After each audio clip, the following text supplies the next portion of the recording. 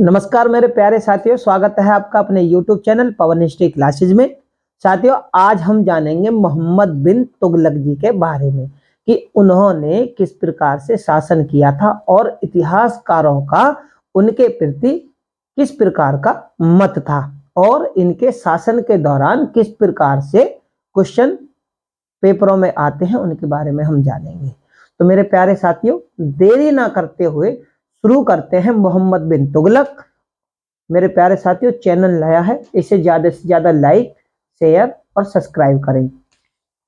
तो शुरू करते हैं। मोहम्मद बिन तुगलक, इनका जो समय है शासन करने का, इनका समय शासन करने का क्या है कि ये 1325 ईस्वी में सुल्तान बनते हैं और 1351 ईस्वी तक ये शासन करते हैं। यही दिल्ली सल्तनत के इतिहास में, दिल्ली सल्तनत के इतिहास में सर्वाधिक अगर कोई विलक्षण प्रवृत्ति वाला व्यक्ति था, वो मोहम्मद बिन तुगलक ही थे। इसलिए इन्हें सर्वाधिक विलक्षण प्रवृत्ति वाला यानी विलक्षण व्यक्तित्व वाला स्वामी भी इन्हें कहा जाता है। लेकिन ये जो थे बहुत ज्यादा, अभी तक के दिल्ली सल्तनत के शासकों में सबसे ज्यादा पढ़े लिखे और सुसज्जित व्यक्ति थे। ठीक है, शासक मान लीजिए, व्यक्ति मान लीजिए। मोहम्मद बिन तुगलक जो थे वो अरबी और फारसी के विद्वान थे, यानी इन्हें अरबी बहुत ही ज्यादा अच्छी और फारसी भी बहुत ज्यादा अच्छी तरह से आती थी। इनके अलावा ये इतने बड़े विद्वान भी थे कि इनके अलावा ये दर्शन शास्त्र, खगोल शास्त्र, गणित और चिकित्सा विज्ञान के भी, यानी चिकित्सा शास्त्र कह लीजिए, विज्ञान कह लीजिए, उसके भी ज्ञाता थे। इनके नाम के साथ में इनके नाम के साथ में जो इतिहासकार हैं वो तरह तरह की बातें जोड़ते हैं, संज्ञाएं जोड़ते हैं। किस प्रकार से? क्योंकि भाई इन्हीं के शासन के आधार पर। क्यों? क्योंकि इतिहासकारों ने जो इनके शासन के दौरान वर्णन किया है, उन्हीं के आधार पर पेपरों में क्वेश्चन पूछे जाते हैं। और भैया अब आप ये कहेंगे कि भैया इनके इतिहास में यही चीज क्यों? क्योंकि ज्यादातर इतिहास जो लिखा गया है वो पुरातात्विक अभिलेखों पर, सिक्कों के माध्यम से, साहित्य के माध्यम से, और जो विदेशी यात्री आए थे उन्होंने जो विवरण अपने ग्रंथों में, पुस्तकों में किया था, उन्हीं के आधार पर सभी चीज को मिलाकर ये इतिहास लिखा हुआ है। ठीक है, तो हम इसी प्रकार जानते हैं। तो ये संज्ञाएं कौन कौन सी जुड़ी हुई हैं, इनके लिए क्या क्या चीजें बोली गई हैं, वो ये कि अंतर विरोधियों का विस्मय मिश्रण, इनके लिए ये शब्द प्रयोग में आया है। दूसरा, इतिहासकार क्या कहते हैं? रक्त का प्यासा और कुछ परोपकारी तुगलक भी इनके लिए बोला जाता है। अंतर विरोधियों के विस्मय मिश्रण से पेपरों में क्वेश्चन पूछा जा चुका है। ये जो शब्द इस्तेमाल होते हैं ये मोहम्मद बिन तुगलक जी के बारे में होते हैं। एक विद्वान है एलिफिंस्टन, ये क्या कहते हैं? मोहम्मद बिन तुगलक को कहते हैं कि इनमें पागलपन का कुछ अंश थे। जो विद्वान है एलिफिंस्टन, ये क्या कहते हैं कि मोहम्मद बिन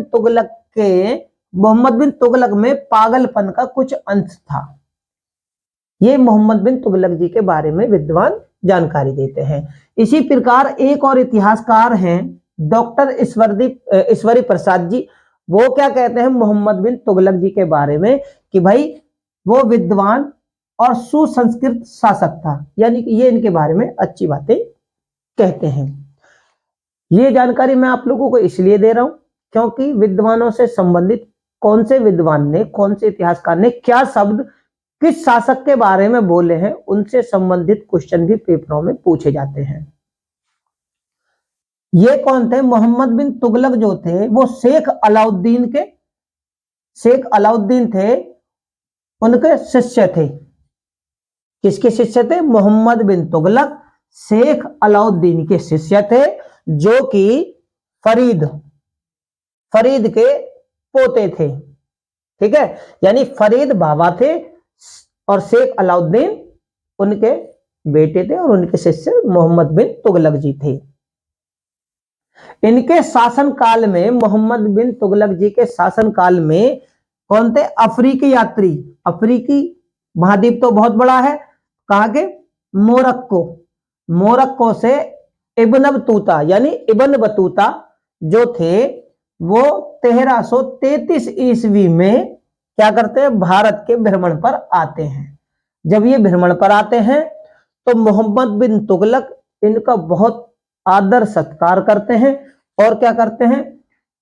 आदर सत्कार करने के बाद में सम्मान देते हैं और क्या करते हैं? 1342 ईस्वी में इन्हें मुख्य काजी नियुक्त करते हैं अपने सल्तनत का, कि आप काजी के पद पे सुशोभित हो जाइए। ठीक है, ये जो है इब्न बतूता जो है, इब्न बतूता, इनको राजदूत की हैसियत से ये इन्हें कहां भेजते हैं? चीन भेजते हैं, कि आप चीन जाइए राजदूत बनकर। तो मोहम्मद बिन तुगलक इन्हें राजदूत बनकर भेजते हैं। तो उस समय चीन के जो शासक कौन थे? वो थे तोगन तिमूर थे, जिनके दरबार में ये जाते हैं। जब ये जाते हैं तो इस यात्रा का जो ये विवरण करते हैं, इस यात्रा का विवरण जो करते हैं इब्न बतूता जो करते हैं रहीला नामक पुस्तक यानी ग्रंथ में करते हैं। यहां से भी संबंधित क्वेश्चन पेपरों में आता है कि इब्न बतूता ने कौन से ग्रंथ की रचना की? तो रहीला नामक। दूसरा क्वेश्चन इस प्रकार से भी पूछा गया है कि रहीला किसके द्वारा रचित ग्रंथ है? तो इब्न बतूता, यानी जिसको कहते हैं इब्न बतूता। ठीक है, इनका जो साम्राज्य था मोहम्मद बिन तुगलक का, वो 23 प्रांतों में बटा हुआ था। मोहम्मद बिन तुगलक का जो साम्राज्य था, सल्तनत थी, वो 23 प्रांतों में बटी हुई थी। लेकिन देखो, जहां से क्वेश्चन ज्यादा फंसने की ज्यादा गुंजाइश है, यानी उम्मीदें हैं, वहां से मैं आपको बीच बीच में बताता जाऊंगा। ठीक है, तो ये क्या कहते हैं? लेकिन याद रखना, इनका जो प्रांत था 23 भागों में बटा हुआ था, यानी 23 प्रांतों में साम्राज्य। लेकिन कश्मीर और बलूचिस्तान मोहम्मद बिन तुगलक के अधीन नहीं थे। यहां पर आप ये चीज नोट कर लेना। ठीक है, राजमुंद्री अभिलेख के अनुसार मोहम्मद बिन तुगलक को दुनिया का खान कहा गया है। मोहम्मद बिन तुगलक को और भी नामों से जाना जाता है, इनसे संबंधित क्वेश्चन पेपरों में पूछे गए हैं, जैसे कि जोना खां मोहम्मद बिन तुगलक का मूल नाम था और इन्हें उलूग खां के नाम से भी जाना जाता है। याद रखना, इन दोनों से संबंधित क्वेश्चन पेपरों में आया है।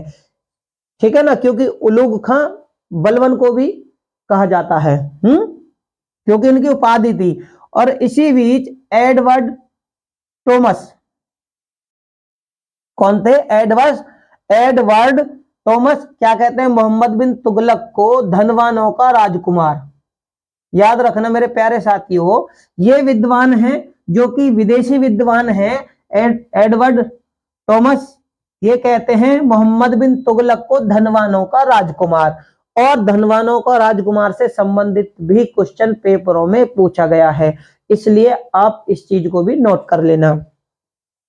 ये थी मोहम्मद बिन तुगलक के बारे में कुछ महत्वपूर्ण जानकारियां कि कौन कौन से विद्वान इनके बारे में क्या क्या चीजें वर्णित करते हैं। ठीक है, इतिहास में इन्हीं के आधार पर इनका इतिहास लिखा हुआ है और इनसे संबंधित क्वेश्चन भी बनते हैं। इनकी योजनाओं के बारे में जान लेते हैं। भाई, इनकी महत्वपूर्ण योजनाएं कौन कौन सी थी सुल्तान बनने के बाद? तो पहली थी दोआब में कर वृद्धि। जब मोहम्मद बिन तुगलक सुल्तान बनते हैं तो दो आब में कर वृद्धि करते हैं। समय कितना है? 1325 ईस्वी से 1327 ईस्वी में। ये क्या करते हैं? सुल्तान बनते ही 50% कर देते हैं। जब ये 50% कर करते हैं तो होता क्या है, किसान इससे विद्रोह करते हैं। भैया विद्रोह क्यों करते हैं किसान? यहां पर समझिए, किसान इसलिए विद्रोह करते हैं कि जब इन्होंने दोआब में कर वृद्धि की थी अपने राजकोष को भरने के लिए और सेना मजबूत करने के लिए, साम्राज्य के विस्तार के लिए, तो उसी समय दोआब में सूखा पड़ती है, अकाल पड़ जाता है और इनके जो अधिकारी थे, जो सैनिक थे, जो कि राजस्व वसूल करते थे, वो कठोरता से राजस्व वसूल करते हैं, कर वसूल करते हैं और होता यह है कि उनकी क्रूरता के कारण किसान विद्रोह कर देते हैं। इसके बाद में सुल्तान इस चीज को देखते हैं, गंभीरता से लेते हैं। उसके बाद में क्या करते हैं, सुल्तान किसानों के लिए एक हेल्प करते हैं, एक सहायता करते हैं। क्या? उन्हें सौंदर्य और तकावी ऋण प्रदान करते हैं। यहां से संबंधित क्वेश्चन पेपरों में पूछा गया है। सौंदर्य और तकावी ऋण इन्हें किसानों को देते हैं कृषि की उन्नति के लिए। और क्या करते हैं? बीज देते हैं, बैल देते हैं और कुएं और नहरों का निर्माण भी करवाते हैं। अब इनकी वो हेल्प करते हैं। पहले कर लगा दो, उनसे वसूलो जबरदस्ती, अब आर्थिक स्थिति कमजोर हो गई तो उनकी अब हेल्प भी करो। तो इनमें दोनों ही तरह के मिश्रण थे। पहले कठोरता का दिखा दिया, अब उन्होंने उदारता का दिखा दिया। तो ये क्या करते हैं, कृषि की उन्नति के लिए एक नवीन विभाग बनाते हैं। कौन सा? दीवाने को ही। दीवाने को ही पेपरों से संबंधित है, पेपरों में पूछा गया। इसकी स्थापना मोहम्मद बिन तुगलक करते हैं और इसका अधिकारी अमीर कोही को बना देते हैं। लेकिन होता क्या है, ये जो है इस दोआब में कर वृद्धि का कोई लाभ नहीं होता। अब ये क्या करते हैं मोहम्मद बिन तुगलक, 60 वर्ग मील में ये कृषि के लिए एक अच्छी सी जगह ढूंढते हैं, जमीन, भूमि। उसमें क्या करते हैं, ये 3 साल तक कड़ी मेहनत करते हैं। बीज बदल बदल कर बोए जाते हैं, जैसे गेहूं की जगह जौ, जौ की जगह गन्ना, गन्ने की जगह अंगूर, इस तरह तरह की फसलें लगाई जाती हैं। लेकिन उस भूमि का कुछ भी नहीं हो पाता और अच्छी खासी रकम इस भूमि की तरक्की में, उन्नति में लग जाती है। उस जमीन का यानी उस भूमि का 1,000वां भाग भी कृषि योग्य नहीं होता। ये इनकी अदूरदर्शिता को दर्शाता है कि भाई मोहम्मद बिन तुगलक किसानों के लिए करना तो बहुत कुछ चाहते थे, लेकिन दुर्भाग्यवश हो ही नहीं पाता था। ये अच्छे के लिए चलते थे, लेकिन इनका विपरीत ही होता था। राजधानी परिवर्तन इनका दूसरी योजना थी। तो योजना में हर इंसान एक प्लानिंग करता है कि भाई मैं इस तरीके से काम करूंगा तो ये होगा, वो हो जाएगा, कुछ अच्छा हो जाएगा। लेकिन होता क्या है, राजधानी परिवर्तन करते हैं 1326 ईस्वी में और 1327, यानी 1326 और 27 में ये राजधानी परिवर्तन करते हैं। राजधानी परिवर्तन क्या कि जो मुबारक खिलजी थे, उन्होंने देवगिरी का नाम राजधानी परिवर्तन में ये क्या करते हैं, अपनी राजधानी दिल्ली की जगह देवगिरी को बनाते हैं। ठीक है, तो होता क्या है, देवगिरी का नाम मुबारक खिलजी कुतुबाबाद रखते हैं मुबारक खिलजी। लेकिन मोहम्मद तुगलक क्या करते हैं, इसका नाम बदलकर इस तुगुबाबाद को ये क्या करते हैं, अपनी राजधानी बनाते हैं। ये राजधानी बनाते हैं और इसी देवगिरी का नाम, भाई मुबारक खिलजी ने देवगिरी का नाम कुतुबाबाद रख दिया और मोहम्मद बिन तुगलक क्या करते हैं, देवगिरी का नाम बदलकर दौलताबाद रखते हैं और इसी को अपनी राजधानी बनाते हैं। ठीक है, राजधानी बनाने का कारण क्या था कि ये दिल्ली की जनता को सबक सिखाना चाहते थे। क्यों? क्योंकि वो जो जनता थी, अमीर थे ना दिल्ली के, वो मोहम्मद बिन तुगलक को उल्टे सीधे तरह तरह के अपमानजनक लेटर यानी चिट्ठियां लिखकर, संदेश लिखकर भेजते थे। अब इनसे परेशान होकर ये क्या करते हैं, दूसरा मंगोलों का आक्रमण से, कि भाई मंगोल आक्रमण कर देंगे, तो ये राजधानी को परिवर्तन करते हैं और राजधानी दिल्ली से दौलताबाद चली जाती है और आदेश दे देते हैं कि दिल्ली को तहस नहस कर दो, दिल्ली को जला दो, वहां पर किसी को नहीं छोड़ा जाएगा। और करते भी हैं। जब ये राजधानी परिवर्तन करते हैं तो क्या करते हैं, अब इसी बीच में इब्न बतूता जो है वो कहते हैं, इब्न बतूता के ये वर्णित शब्द हैं कि अंधे और लंगड़े तक को भी इन्होंने घसीट कर यानी अब ये दौलताबाद की तरफ, नई राजधानी की तरफ ले जाते हैं। ये इब्न बतूता जी इस वाक्य का वर्णन करते हैं। ये जो विद्वान हैं, इतिहासकार हैं, इन्हें आप नोट कर लेना, इनसे संबंधित क्वेश्चन ज्यादा पूछे जाते हैं। बर्नी महोदय क्या करते हैं, बर्नी महोदय कहते हैं कि भाई राजधानी में, दिल्ली में कुत्ते बिल्ली तक को भी नहीं छोड़ा था, सभी को लेके चलो, सभी को दौलताबाद लेके चलो। लेकिन होता क्या है कि दौलताबाद जब जा रहे थे तो वहां बहुत सारी समस्याएं पैदा हो जाती हैं। ठीक है, यानी दिल्ली को जो इन्होंने उजाड़ दिया था एक तरीके से, भाई खाली कर दो, जला दो, आदेश दे दिए, नष्ट कर दो और वहां पर बसाओ, लेकिन हुआ कुछ नहीं। आखिरकार ये निर्णय इन्हें वापस लेना पड़ा और 14 साल बाद, ठीक है, 14 वर्षों में जो दिल्ली बसाई थी ना इन्होंने, दिल्ली को बसाने में फिर 14 वर्ष लगते हैं। उसके बाद करते हैं, बाद में ये दोबारा 1335 ईस्वी में 1335 ईस्वी में दोबारा दिल्ली को अपनी राजधानी बनाते हैं। भैया पहले देखो दौलताबाद बना ली, लेकिन अब फिर से दिल्ली, भाई दिल्ली को ही बनाओ। अब इससे होता क्या है, उत्तर और दक्षिण की जो संस्कृतियां हैं उसका मिश्रण हो जाता है। भाई वहां से साउथ से कुछ ना कुछ सीखने के लिए मिल गया और यहां से उधर वालों को कुछ सीखने के लिए मिला। तो होता क्या है, दोबारा से दिल्ली, मोहम्मद बिन तुगलक दिल्ली को ही अपनी राजधानी बना लेते हैं।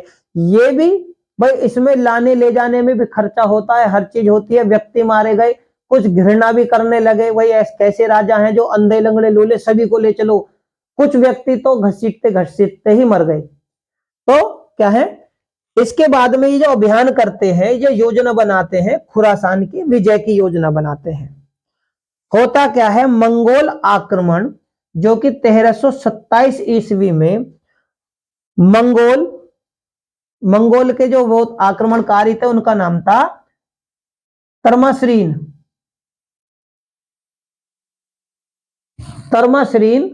जो कि आक्रमण करते हैं 1327 ईस्वी में मोहम्मद बिन तुगलक पर।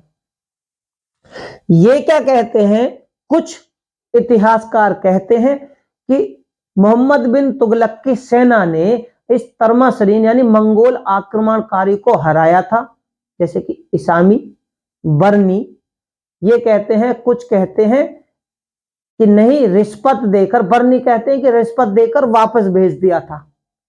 इसामी कहते हैं कि उन्होंने उन्हें हराया था। इब्न बतूता भी उनका समर्थन करते हैं। होता यह है कि इन्हीं बीच में ये क्या है, डॉक्टर मेहंदी हुसैन हैं, ये भी विद्वान हैं, आधुनिक इतिहासकार हैं, उस समय के इतिहासकार हैं। ये कहते हैं कि ये जो तमाश्रीन है यह है गजनी के निकट, ये गजनी के निकट अमीर चौवन से हार कर मोहम्मद बिन तुगलक की तरफ भागा था और मोहम्मद तुगलक ने इसे 500 दिनार देकर वापस भेज दिया था। अब यहां पर हो जाता है मामला कि उन्हें भेज दिया था, लेकिन होता क्या है, भाई भेज दिए, मंगोल आक्रमणकारी को उल्टा भेज दो। लेकिन आपने अभी तक इतिहास में जाना होगा, मंगोल जो थे वो आक्रमणकारी थे और कुछ इतिहासकार इस पे मतभेद भी प्रकट करते हैं। वो कहते हैं कि मंगोलों ने दिल्ली को रौंद दिया था और बदायूं, मेरठ और बदायूं तक के क्षेत्र को उन्होंने तहस नहस करके रख दिया था। तो इतिहासकारों में मतभेद है। और उसके बाद में कुछ इतिहासकार कहते हैं कि नहीं, उनको हराया था। अब होता क्या है, इन्हीं बीच में होता क्या है भाई, मंगोल आक्रमण के लिए मशहूर थे, लेकिन मोहम्मद बिन तुगलक ने वाकई में इनकी सेना ने उन्हें हराया था। इतिहासकार ये भी मानते हैं और उन्हें 500 दिनार देकर उल्टा भी भेजा था, ये भी मानते हैं। लेकिन इसी बीच में घटना भी घटती है कि जो खुरासान और इराक, खुरासान और इराक की जो आंतरिक स्थिति थी वो ठीक नहीं थी, ठीक नहीं थी। तो इनके जो शासक थे वो क्या है, वो खुरासान पर अपना अच्छी स्थिति नहीं थी। तो ये कौन थे, तर्माश्रीन। कौन थे,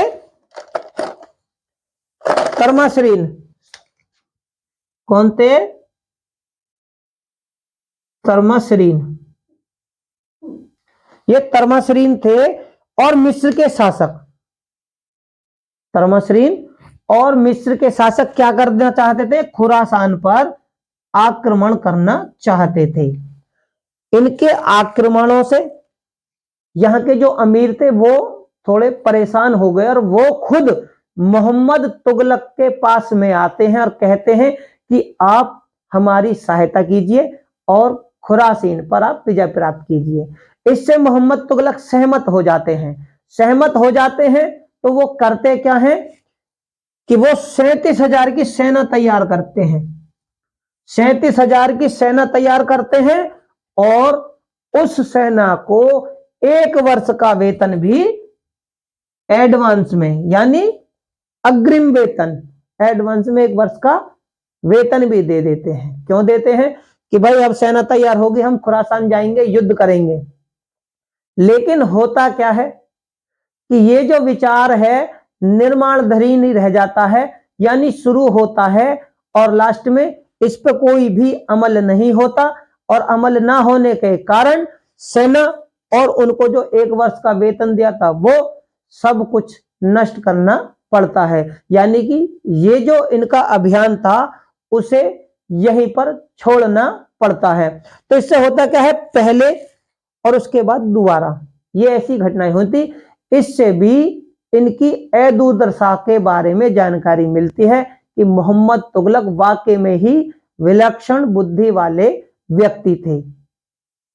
और जो जानकारी है वो हम अपने आने वाले वीडियो के माध्यम से आप लोगों को कराएंगे। तो मेरे प्यारे साथियों, उम्मीद करता हूं आपको मोहम्मद तुगलक जी के बारे में, विद्वानों के मतों के बारे में और इनकी जो योजनाएं थी उनके बारे में महत्वपूर्ण जानकारियां मिली होंगी। अगर इनसे संबंधित कोई भी क्वेश्चन पेपर में आता है तो आप उसका जवाब आसानी से दे दोगे। मेरे प्यारे साथियों, चैनल नया है, इसे ज्यादा से ज्यादा लाइक, शेयर और सब्सक्राइब करें। बेल आइकन को दबाना बिल्कुल भी ना भूलें। डिस्क्रिप्शन बॉक्स में लिंक दिया हुआ है, वहां पर जाकर आप हमारी सारी वीडियो को देख सकते हैं। इनसे संबंधित क्वेश्चन किस प्रकार से आएंगे वो हम अपने आने वाली वीडियो के माध्यम से आप लोगों को कराएंगे। धन्यवाद।